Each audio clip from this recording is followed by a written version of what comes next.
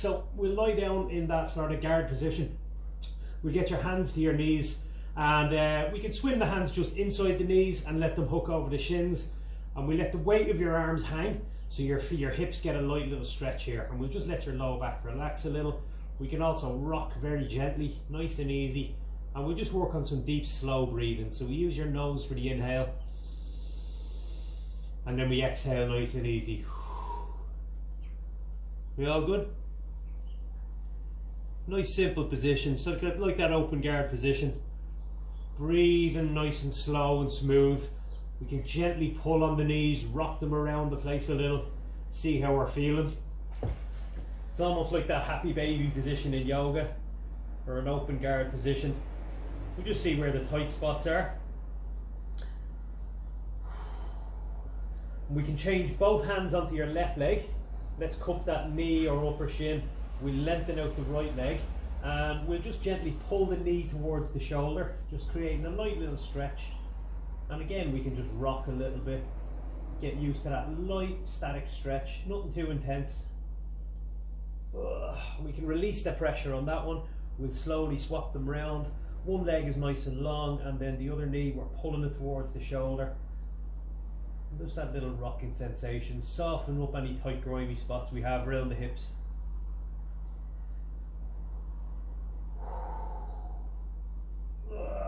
We'll go one more of those on each side. So we switch again. Just those subtle little movements, just wake up those tightened areas. Release, and we got one more. If it's nice and easy, you can just let your head rest on the floor while you do these. Okay, lovely work. So we'll wake the spine a little, bring your hips a tiny bit to the left, and then we'll bring the knees to the right, and we try to keep the knees up near the chest like we're in a chair position. The heels won't be beside your butt, they'll be kicked out a little bit. We'll use, if your legs are to the right, we'll use your right hand just to trap the legs there by holding onto the top knee. We'll get your left hand to open over to the left. Now you can either look at the sky or you can look to the left. We'll just chill here for a little bit. And if you're very tight, you'll find that that left arm that's out to the side won't reach out to the floor. It might be a good bit away from the floor, but the longer we stay in this position, it will start to drape down closer to the ground. So the weight of that arm will just sort of drag it to the floor. You might find your left shoulder goes all the way to the floor if you're nice and mobile. But I had a big run yesterday, so my hips and my back are a little tight. So I'm not going to feel too flexible on these first two exercises. Okay, lovely. Slowly peel yourself out of there. And then we bring your hips out to the other side, so we just shrimp a little bit.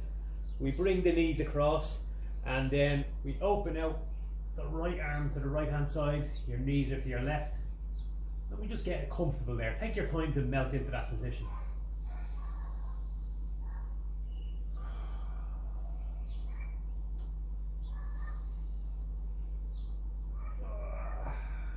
Awesome, we'll come back around again, peel you out of there. So happy day so far. We'll sit up a little bit, and what we'll do is, if you have a yoga mat that's like 1.5 feet wide, we'll put one foot either side of the mat, hands on the floor, big broad chest, and we're just going to rotate the hips. So we'll turn both knees to one side, and then nice and gently turn both knees to the opposite side. So just getting that little bit of movement around the hips and the lower back, getting the blood flowing around there. So nice simple position. We're just turning the knees to one side, turning them to the other. The hands can be on the floor to help you if you're very tight. If you're much more flexible and mobile, you'll probably be able to do it comfortably without your hands on the floor. Just take your time. We'll go through a few more reps on that one, working back and forth, just seeing how that lower back feels today. Hopefully we're all in one piece.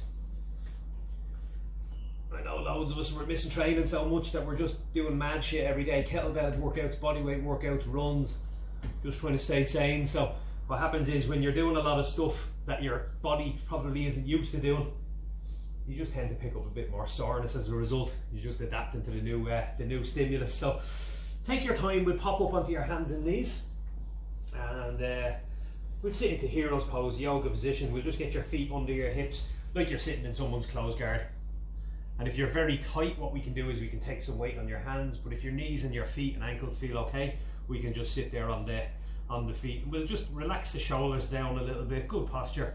We can start to mobilize the neck in that position. So we work with some neck cars. We keep your shoulders down, keep them still. We bring one ear to one shoulder, and we'll slowly scrape the chin down along the collarbone. So we have a nice forward fold. You'll feel the muscles in the back of the neck getting some work. And then we get to the opposite side. We don't go back just yet. So once you get to the opposite side, we'll very slowly scrape the chin down along the collarbone and work your way back across. A couple more, one more each side. So it's a slow, steady movement without the shoulders really moving. We don't want to lift your shoulder to meet your ear. We want to bring the ear towards the shoulder, which will be where we're going to get that real active stretch there in the neck. So nice and simple, that one. Getting getting just a feel for moving our neck muscles around without aggravating anything that's already a bit on the achy side. We lift up and we'll stretch out the arches of the feet next. So bring up and dig your toes into the floor. We get the knees onto the ground, and we just push your hips back so that there's a little stretch into the arches of the feet. Spread the fingers, straight arms. We'll stay back here for a little bit, and we're just going to push left and right. So I'm trying to move my hips to the left and the right nice and easy, and it'll soften up those tight spots in the feet. Now we're going to add to this by going from here and sitting into a squat. So if you're very tight and immobile, we might need to use your hands. What we'll do is we'll very gently push back, and we'll use your hands for balance. We get you flat on your feet, flare the knees wide, and then we'll return to where we started. Very slowly, very gently, we put your knees on the floor again. Okay, so nice and simple. We sit back onto a squat. If you're able to sit deep in a squat without your hands on the floor, that's great, we can do that. And then we can return the knees to the floor. Okay, we'll just practice this one for 30 seconds. So nice and simple, we sit back. If you're back on the squat and you find it difficult to sit on your heels, throw those arms forward as a counterweight, and then we can bring you gently back in. We don't want your knees to hit the floor hard, we want to put them down gently. And same when the heels go to the floor. Like we're stepping onto a glass surface, we don't want to thud, we want to just very gently sit back in there. So warming up the hips, the knees, the ankles. We'll do one more back and forth. And we're back in. Lovely work. Okay, we'll open up the hips a little bit now. So let's get your right foot to step near to the front of the mat. And runner's lunge, we'll just put that left leg straight back behind us, straighten out that knee. We can use your fingertips for balance. Lift up, and we can even get that right knee into your armpit if you prefer, and just very gently seesaw back and forth. Maybe a little bit with the hips go up and down, but we try not to bend that trailing knee a whole lot. And we can also go left and right, and we can make circular movements. So you can do whatever you want for the next 20-30 seconds on that position. Alright, so whatever lines of movement you want. I like those circular movements. I like getting the hips working a little bit rotationally. We'll drop your trailing knee to the floor, and with that back foot behind you, you can invert, or you can go laces down, or you can keep your toes in the ground. We'll use your front knee here as a little bit of a balance. Tuck your tailbone in, rib cage down, and we'll gently let the hips sink forward a little, just so we feel a light stretch here in the hip flexor. Keep the butt squeezed, particularly on the side where your leg is touching the floor. Okay, so far so good. Keeping tightness and tension rather than relaxing too much. We don't want to get this big bend in your lower back where we have flared ribs. We want your rib cage flat and tight. And then we're going to reach the hands straight up into the air, fingertips high, thumbs point back, and we can very gently do that little forward back, like a slow motion bouncing position, just to let the hips wake up. And then we bring the hands back down to the floor, and we push you back, and we'll swap. Still just warming up the poor old hips. So we're in the same position here, we're on one knee, and what we'll do is we'll find balance with your fingertips, power up the back leg super straight, lift your hips more if you want. I like to get that knee wedged into my armpit, and then we'll just let the hips feel heavy, but I try to keep the back knee fairly long and straight. And just a little bit of moving around.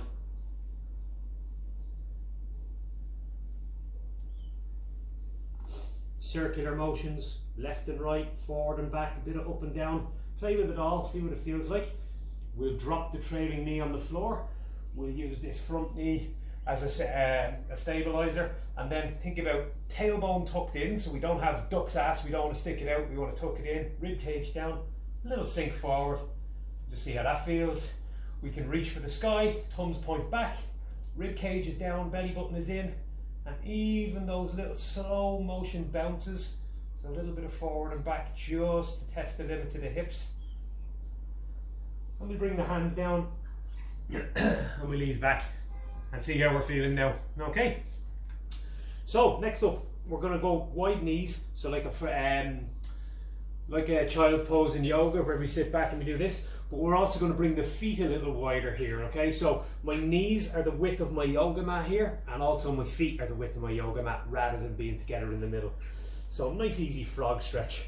We'll try to keep your back relatively flat rather than hunching too much, and what we'll do is we'll just shift your hips back, stop whenever you feel it, you might not be able to get too far, and then we let the hips slide forward a little bit, and then we return back to where we started. So we'll slowly work our way through 10 reps on that one, just to warm up the adductors, groin.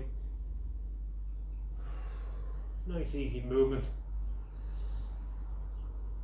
So all of these positions, we're trying small little bits of movement rather than doing a whole lot of static stretching in our warm-up. I like to do one or two relaxing ones around the spine, like those spinal twists, as a warm up before a workout, but I don't spend forever working on static stretches. If I'm going to train, try to get my joints used to moving gently, just to get the blood flowing around there and increase the tissue quality. So we want happy, healthy hips. Ugh. Lovely. Take your time to relax from there. Okay, so we're gonna pop up on your feet. So yeah, you can see most of me on the camera shot there on the laptop, and we just change the angle a little bit so you can catch a bit more of me. And still in our warm-up mode, but we're moving a little bit now. We're going to do this slowly. So what I'm going to do is I'm going to push the hips all the way out to one side. Slowly I'm going to push them right back, so now my torso is level with my hips. And then I'm going to go all the way out to the opposite side, and now I'm going to push them as far forward as I can. Soft knees, big bend, so my back is bent, and I'm basically trying not to fall backwards, the shoulders fall backwards. And then I'm all the way out to the side again. And if you're old like me, you'll sound like a packet of cereal when you do this. But the key here is that you're in control. I'm not looking for speed and momentum. I'm looking for control and a little bit of tension in those legs. So my knees are soft all the time, and I'm trying to be in control of exactly where my body goes. And the circle I'm drawing with my hips is the biggest circle I can manage. And keep working like that. You find when you go back, it's okay to have a rounded back. We get the hips as far as we can to the side. And when your hips go forward, it's okay for your shoulder blades to fall back. And we want you almost doing a sissy squat, so you're getting as much back bend as you can. You can also try one or two going the opposite direction. You might find where your sore bits are. But we will warm up that area around the center of the body, the hips, the lower portion of the spine. Lovely. Okay. See how we're feeling, see if we're all right. They're starting to warm up. Next up, this one is again focus on the hips, but now what we're going to do is we're going to do an exercise where you're standing on one leg.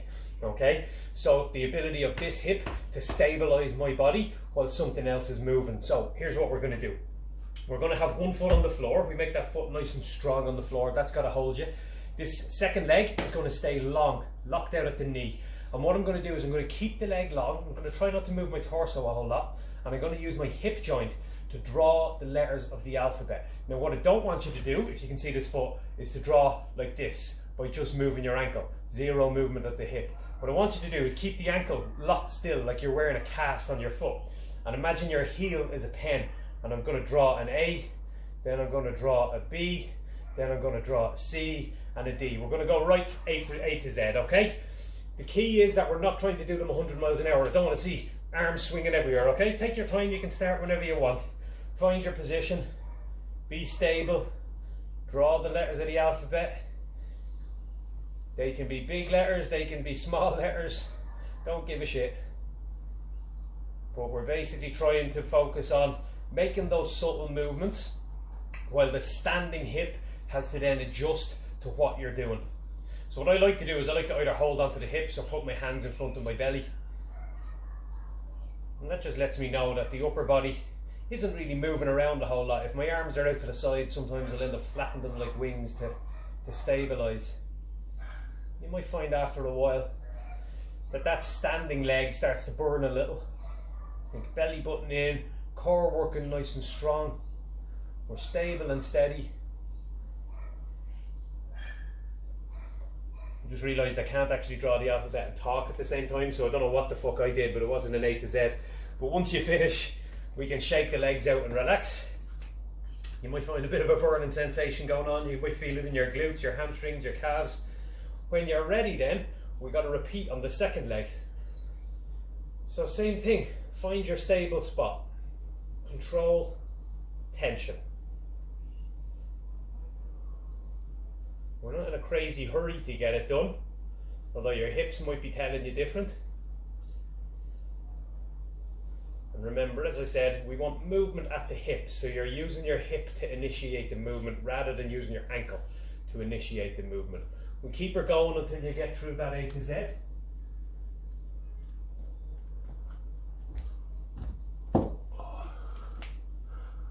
It's not the easiest exercise you'll ever do, but it's a very effective way of warming up that hip and getting you used to being stable, being in control of your own movement. And when you finish those, we get to shake them out a little bit, see how we're feeling. Okay, so while you're having a little recovery, I'll show you what the next exercise looks like. There's 3 parts to it. So what I'm going to do is, or sorry, 2 parts to it. What I'm going to do is, number 1, I'm going to do a knee hug. So I'm going to stand on one foot again, but I'm going to try and have good posture. I don't lean back with my chest. I sort of keep my belly button tucked in. I'm going to pull my knee towards my shoulder so I can feel a nice stretch. And now the leg that I have here elevated is going to push back into a single leg Romanian deadlift. So what I do is I push back, my heel goes straight out behind me, my nose doesn't go lower than the hips. So think long torso, like someone is pulling on the crown of your head and pulling on your heel. And you basically look like the letter T. So I'm going to push back like that slowly, and then nice and steady as I come up, I place that back on the floor, and then we switch. We're going to work like this for 2 minutes. You're going to alternate legs. The job is to complete as few reps as possible in the 2 minutes without taking too many breaks, okay? So you can start whenever you want. We grab a leg, we give it a nice pull, we try to feel stable, and then we very slowly push that heel behind. When that leg pushes out behind, your toes should be pointing down into the floor and not out to the side. And we're super stable all the time, okay? And obviously we're alternating feet. So after each rep, we're going to switch. You'll find that the leg, when it goes behind you, your knee and your foot will naturally rotate towards the outside. What I want you to do is, imagine you got a laser beam pointing out of your kneecap and out of your big toe. And you want that laser beam, those laser beams to shoot down into your mat below you. So that just makes the exercise a little more challenging. We're taking away that natural opening that you get in your hips. And you might have 1 or 2 reps where you do what I'm doing there, you might lose your balance, but that's all right. Super strong, good standing leg.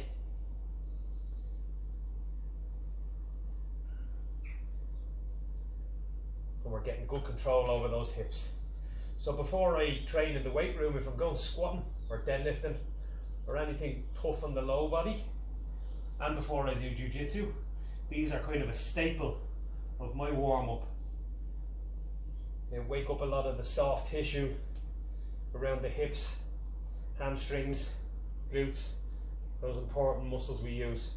If you want to make it a bit more challenging, when you're pushing your leg back, I want you to push your hands forward so we get a nice forward reach. Makes things just a little bit more spicy. We'll do a couple more reps, we're almost there. Pull, and we get a nice full extension. Let's say 1 more on each side in your own time.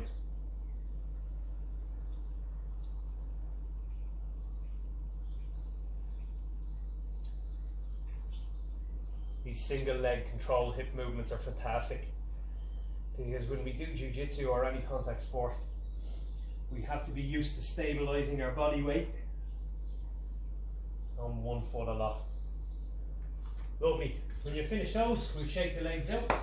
What have we got next? Oh, we got a doozy next. We're going to go for some hip airplanes. So it's quite similar to the last one, but the range of movement now becomes a bit more rotational. So you can watch and I'll demonstrate a couple first. I'm going to make them nice and tough by using my upper body here. And what I'm going to do is I'm going to flip my palms upside down, and I'm going to try and keep my hands in this Jesus on the cross position. Again, 1 foot, and I got one leg nice and long. Watch what I do here. I very slowly sit myself back here. You can see my foot behind me. The toes do not rotate out. So I'm trying to push my heel back, and I'm trying to sit my hip back, and I'm trying to get to here.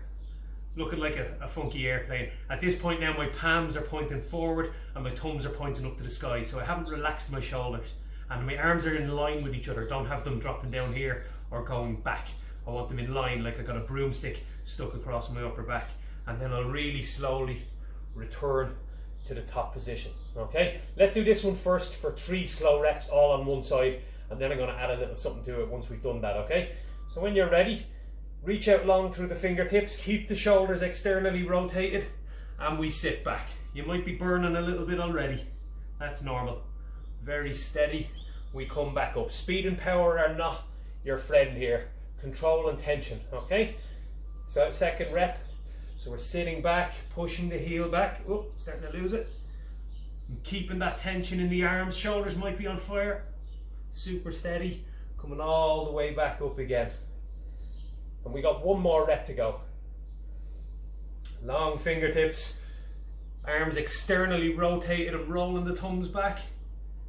Super steady. And relax. Once we've done 3, shake out the shoulders. So you'll feel now, by keeping the hands flipped backwards, the upper back and the external rotators in your shoulders are burning like hell. Okay, we're going to get set up on the other side. So you've got your standing foot, arms out to the side, flip the palms up, engage everything tight. Ready when you are. Count to 5 on your way back. So we're super steady. And then count to 5 on your way up. So we're super steady. And we have to complete 2 more of those. Okay, so really long through the fingertips. Don't know about you, but my upper back is on fire. Nice and stable. And then we're going to go with 1 more. Nice and steady. Here we go. Hips pushing back, heel pushing back, palms are facing forward. Big drive. And rest. Okay, shake the arms out. Lots of work through the upper back as well as the hips, so we're giving the upper body a bit of TLC. While you're having a breather, just watch the 2 reps I'm going to do next. So what I'm going to do is I'm going to do the same thing and add a little rotation onto it this time. So it'll be the same position, and I'm going to do the same thing. I'm going to go back to here. Now, the leg that's trailing, that's the side I'm going to turn my chest towards. So what I'm going to do is I'm going to try to turn to about a 45-degree angle like this, and then I'm going to try to come back, whoop, and get my belly button pointing at the floor, and then return to the top position.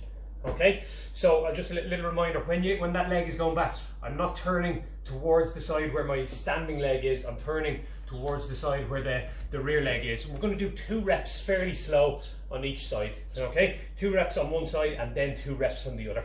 Shoulders might not enjoy this one too much. Ready when you are, flip the hands up, we get you steady, we'll move slowly back into that position. Once you get into that single leg RDL position, now we add in that little bit of rotation. You might not get a whole lot. Then we very gently try to get your belly button pointed at the floor, and then we slowly come back up. Whew, lovely. We'll try 1 more. Ready again. Hips go back, heel goes back, get to that T position, slight rotation, the belly button points over to the side, then the belly button points down at the floor again, and we come back up. Awesome. So when you add in that rotation, what you're doing is you're bringing in the glute medius. By rotating here, it becomes a little bit more difficult to be stable throughout that extra range. Let's try the opposite side now, okay? So when you're ready, arms out, flip the hands up, we're on 1 foot and we're slow with the movement. We sit back, we drive your heel back, we pause, we try to turn that belly button to point maybe 45 degrees to the side is a good enough angle. Then we very gently bring that belly button to point at the floor again, and then we slowly come back up. Okay, give me one more rep. Slowly push that heel back, hips go all the way back. We turn that belly button slightly so it points out to that 45-degree angle. Then we turn it so it points down at the floor again, and then we push down in there again and relax. Let the shoulders relax there for a sec. That's very good. Feeling that, feeling that. So that's called a hip airplane. That variation is one of the more advanced variations. You can do them without the rotation, which we did first, but if you were able to manage it, you were stable enough with that bit of rotation, it's a fantastic one. Again, you can do 1 or 2 sets of 2 or 3 reps in any given leg workout. On a day where you're training your upper body, you can pop them in. Let's say you're doing bench press sets where you have 2 or 3 minutes to kill between your main sets. You can practice a couple of reps on those in between sets as well. They're a great one to build up that durability and stability around the hips. So you'll find with Jiu-Jitsu, guys, a lot of times we focus a lot on stretching more, because we think that that's going to help prevent us get injured. But what happens is you become very flexible, which means you can move well while your muscles and your nervous system are in a passive state. But when you're doing Jiu-Jitsu, they're not in a passive state. So then that's why you get injured. You're flexible, but you're not strong and durable and robust in those areas. So stuff like this, where you build the stability around the tissues around the joints, that's also equally as important, if not more so. So next up, what do we got? We have a couple more exercises to go. Okay, so we're going to do a squat and add in some 90-90 hip rotation. We'll do a few drills that practice that, and then we'll work on building some strength in that area. So you can watch first. So what I'm going to do is I'm going to sit down into a squat. You know, if you're really tight and immobile, you might need to have your hands on the ground and you might need to have your heels up, but most of us were comfortably able to sit here after playing Jiu-Jitsu for a little while. You become just that little bit more mobile around the hips. And what I'm going to do now is I'm going to put one hand behind my butt, and then I'm going to turn my knees to the floor, so I end up sort of in that 90-90 position. And then I'm going to return to the front, and I'll sit in my squat, and I'll pop my other hand behind me, and I'll gently put my knees to the floor, and I'll sit up to the front, and we'll go again. We'll try to do this without your knees hitting the floor, so let's try to be controlled and stable. We'll practice for 1 minute, and then we'll try some tougher versions of it. So it's not the toughest exercise you'll do, but it's a good prep for the ones that we're going to do straight after. Practice for 1 minute, and it's about very gently sitting onto the floor. There's no thud when you hit the floor. And if you are very used to it and you're finding it easy, we can keep both hands off the floor and try to do the same position. Oop, not so easy this morning. Too much running lately.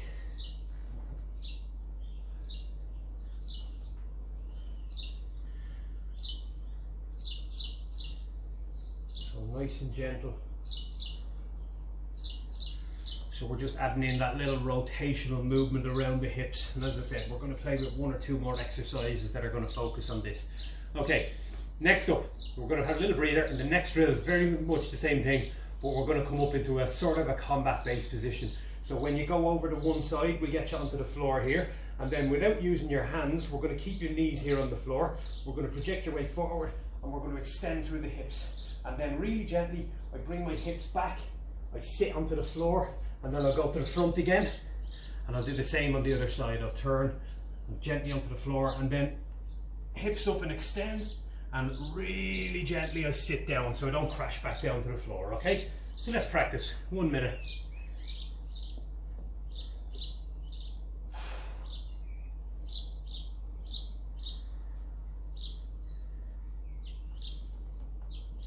For the bigger, less mobile guys, you'll need to use your hands on the floor. For the guys that can move very well and are very fairly flexible and mobile, you'll be able to do it hands free. 30 seconds or so. We'll practice a couple more reps. Nice simple drill.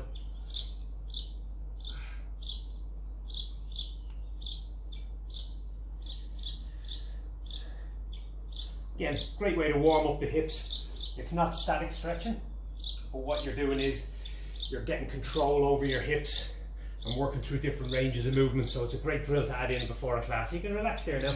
So as well, before a jiu-jitsu class in particular. What else have we got here? Okay, One more drill we're going to do. We're going to go into the 90-90 position, but we're going to make it an actual 90-90 position. So this knee here, I want 90 degrees. So maybe not tucked in like we had it on the previous drill. Actual 90 degrees in the back of your knee.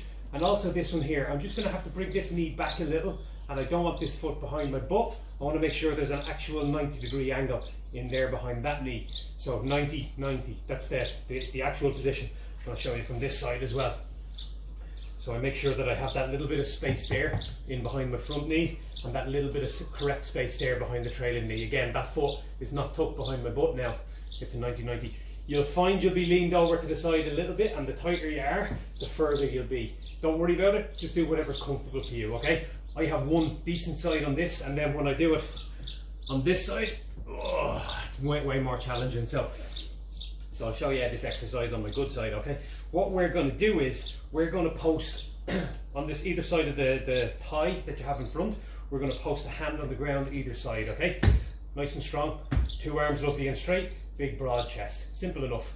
We're going to keep the rear foot on the floor, or the heel of the rear foot in particular has to stay on the floor. And what we're going to do is we're going to externally rotate this knee. You might not get very much movement here. Everyone's a bit different, okay? But what we're going to do is, without moving anything else, without moving my spine and my torso, I'm not allowed to follow it with my upper body. I'm going to try and lift that knee and push the knee into the squeeze for about 5 seconds. So hands push the ground nice and straight. Don't let this move, okay? Ready when you are. We're going to lift that knee, and your hip will tell you when to stop. And we focus on pushing your knee back into it, but not compensating by adding in the body. 5, 4, 3, 2, 1. Nice and easy, we're back down. Okay, we'll go again, 3 more reps. So we push that knee back, we get that squeeze. I'm trying not to overcompensate by letting my body join in. 5, 4, 3, 2, 1, and we're back down. We'll do 2 more reps, okay? Big drive, push that knee back. 5, 4, 3, 2, 1, and we're back down, and we got 1 more. Again, 5, 4, 3, 2, 1. Kind of torturous. So we're going to take that leg out, we're going to bring it to the front, and we're going to swap, and we're going to do it on the other side. This is my white belt side. So we get our 90 degrees here, we check our positions, we get our 90 degrees in the back of that knee, we have our space. You can see I'm already shoved out over to the side. This is my my nightmare side. So 2 hands pushing into the ground. If your wrists are at you, they're a bit sore, make some fists, old school karate style, push right down into the ground, and we get your torso nice and upright. You know, once we feel good to go, we'll try that back knee lifts, but your body doesn't compensate by following. Keep the arms straight. 5, 4, 3, 2, 1. We'll gently back down to the floor. We go again for 3 more, okay? So we lift and we push that knee, really focus on driving that knee back. 3, 2, 1. Shut up talking and start counting, Paul. That's what you're thinking. Here we go, 2 more. Big push. Drive that knee back. Push the hands into the ground. 2 arms straight. 3, 2, 1. And we've got 1 more rep in there, okay? Last time. Big drive. 5, 4, 3, 2, 1. Deadly. Okay. Take your time. Lift that trailing leg and we'll come back out. We'll do 1 more set on each side, okay? So, back to my brown belt side. I'm happy with this one. 90-90, check your position, check the knees, hands on the ground, 2 arms lovely and straight. When you're ready, we add that knee lift. So get your chest very still, lift that knee, drive it back. 5, 4, 3, 2, 1, and we're back down. 5, 4, 3, 2, 1. And we're going with 2 more reps, okay? Lift again. 5, 4, 3, 2, 1. And let's hit 1 more. Last time. 5, 4, 3, 2, 1. Beautiful. Okay. Take your time. Switch. And we'll get set up again. Now let's check your position with your knees. Again, if you're training in the weight room and you're doing an upper body focus day, it's a great thing to add in between your sets of whatever exercises, bench presses, pull-ups, doing this. If you're squatting or deadlifting, I wouldn't do this between sets because it might take away from your performance on those lifts. But if you're training upper body, that's a great time because you're standing there resting for 2 minutes sometimes anyway, okay? Ready when you guys are. This is the last set. Drive that knee back, push that knee into that space. 4, 3, 2, 1, and we're back down, okay? We're gonna go 3 more reps. Drive that knee, push it. 5, 4, 3, 2, 1, and we're back down. We got 2 more. Focus on the front knee, trying to stay as close to the floor as you can. 4, 3, 2, 1. Lovely. We got 1 more. Here we go. Big push. 5, 4, 3, 2, 1. Excellent. Okay. Relax. Take your legs out in front. Relax there for a moment. Hopefully they feel okay.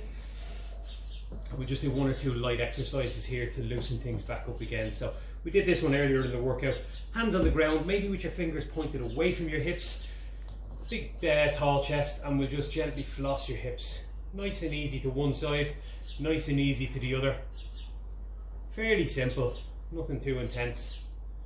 Hopefully they're feeling okay. On those hip rotational drills, it's very common to feel your knees, particularly if you carry a lot of tightness around the hips or a lot of weakness and instability. Sometimes your knees will sort of pick up the slack a little bit. We'll let the legs relax now for a moment. But it's fairly common then that as I said, your knees would sort of pick up the slack and they'll feel aggravated a little. So what you do is you make sure when you're in the 90 position, you flex the foot, like when you're locking in a triangle.